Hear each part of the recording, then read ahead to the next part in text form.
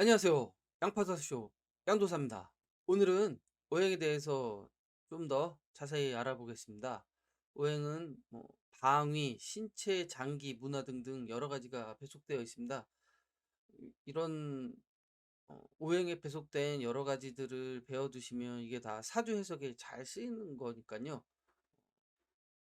한번 잘 들어보시는 것도 도움이 되실 겁니다.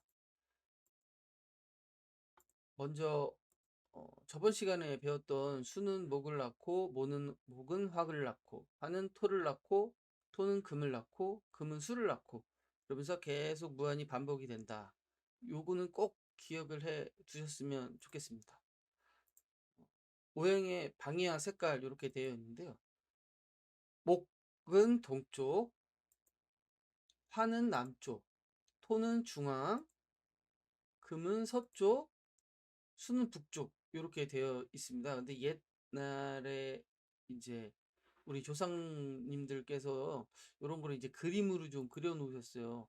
사신도, 육신도라고 해서 이런 상상의 동물들을 그려 놓으신 게 있으신데요. 그 이런 어떤 그림 같은 거는 이제 기억을 하기에 좀 편하게 만들려고 하는 게 있습니다. 그래서 동쪽에는 청룡을 배치해서 푸른색, 남쪽엔 주작을 배치해서 붉은색, 중앙은 노란색인데 이 구진과 등산은 남아있는 그림은 없습니다. 이건 조금 아쉽다고 할 수 있고요. 서쪽은 흰색인데 백호를 배속했고요. 북쪽 검은색은 현무입니다.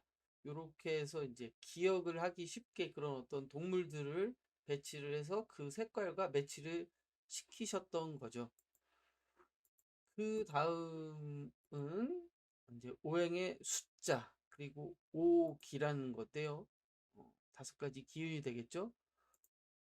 목, 화, 토, 금, 수에서 목은 38, 화는 27, 토는 50, 금은 49, 수는 16.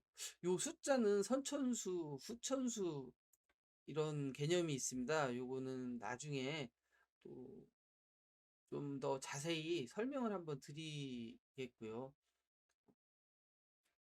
이 기운이 다섯 개의 기운의 목은 바람에 들어가 있습니다. 풍, 화는 열기, 당연하겠죠. 더우니까.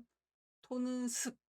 저번에도 설명드렸지만 이게 찜을 찌는 거기 때문에 어떤 열기, 습기 이런 게 좀 들어가 있는 겁니다. 금은 조.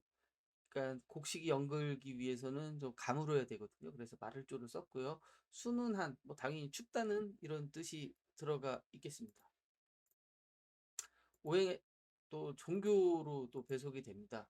목은 유교가 되겠고요. 화는 예수교입니다.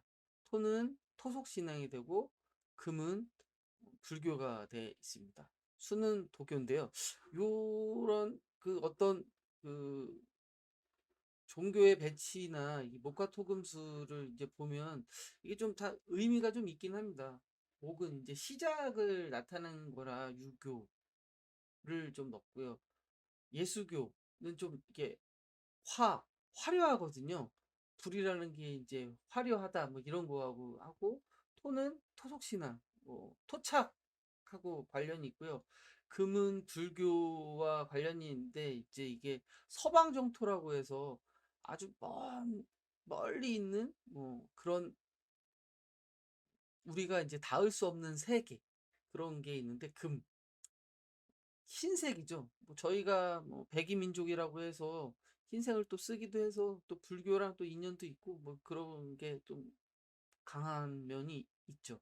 또 수는 도교라고 해서 아주 좀 더 불교보다 좀 더 깊이 들어가서 좀 더 정신 세계를 좀 더 다룬다. 이런 뜻이 있다고 보시면 되겠습니다. 그다음에 오행의 신체. 이거는 좀 상당히 좀 중요하죠. 어, 사주를 보면서 어느 기운이 약하다.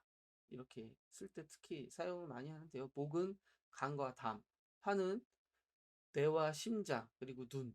이 심장이 나빠지면 뭐 눈도 나빠진다 뭐 이런 말도 많이 있으세요. 네. 그리고 토는 비장, 비장과 위장, 금은 폐와 대장, 수는 신장, 방광, 생식기 뭐 이런 쪽과 관련이 돼 있습니다. 이 신체에 대한 것도 좀 더 확장을 할 수 있습니다. 그런 내용도 추후에 다시 또 설명을 좀 드려보겠습니다. 그리고 오행의 맛, 오상 이렇게 되어 있는데요. 목은 시다, 화는 쓰다, 토는 단맛, 금은 매운맛인데 이게 맵다기보다 좀 아리 맛이라고 보시면 됩니다. 그 혀에다가 쇠를 이렇게 어렸을 때 이렇게 대보지 않습니까? 그러면 그 뭔가 그 아릿한 그런 맛. 수는 짠맛.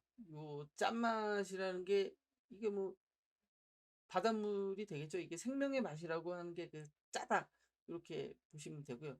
뭐 인의예지 이거는 뭐 중고등학교 때 공부할 때 다 배우셨겠지만 목은 인을 배치했고요. 화는 예, 토는 신, 금은 의, 수는 지. 그래서 오행을 볼 때 사주에서 오행을 볼 때 뭐 수가 없으면 좀 지혜가 좀 떨어진다. 금이 없으면 의리가 없다. 뭐 요렇게도 설명을 드릴 수 있습니다.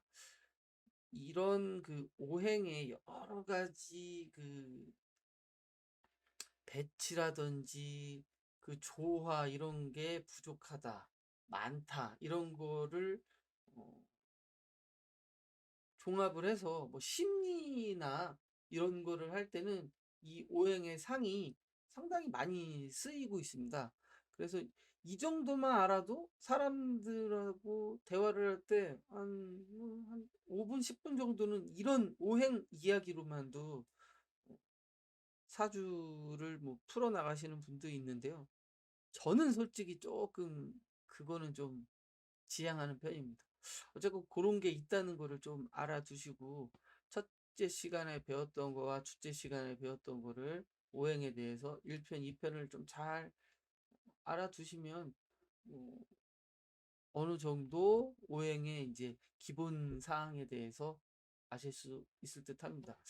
아, 그리고 이제 다음 주부터는 조금 다른 모습으로 좀 찾아뵈려고 합니다. 지금 우선 몇 시간을 제가 강의를 했는데요.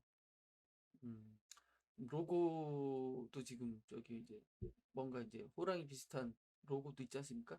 그래서 저 로고와 관련된 뭐 여러 가지 폼이라든지 아니면 지금 이제 강의하는 거 지금은 기초만 쭉 나가고 있는데 일주일에 하루는 기초를 계속 나가고요. 일주일에 하루는 중급 정도 되시는 분들을 위한 강의를 이제 나가려고 합니다. 그래서 초급과 중급을 이제 적절히 조화를 해서 강의를 나가야, 그러니까 강의 진도를 이렇게 나갈 테니까요. 계속해서 제 유튜브 강의 들어주셨으면 감사하겠습니다. 그리고 지금까지 시청해 주셔서 감사합니다. 다음 주에 또 찾아뵙겠습니다. 감사합니다.